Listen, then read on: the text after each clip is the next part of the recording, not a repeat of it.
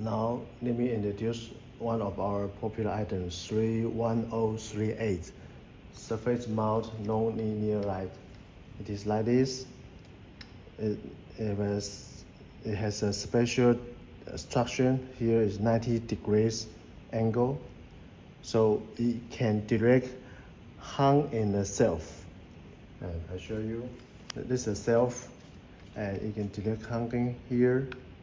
So and then hit the back side, back panel, and it will be upside and downside lighting like this.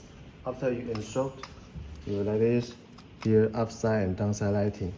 And if you worry about it's not strong enough, you can use a double side tape to connect here.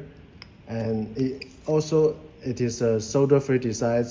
You just cut any length you need. When we sell to you, we sell 10 feet, and you just cut any length you need. You don't need to remove the aluminum, the lens, the tap slice. So cut it and clean and get the length you needed. It is a surface mount non-linear light. So this is our 31038.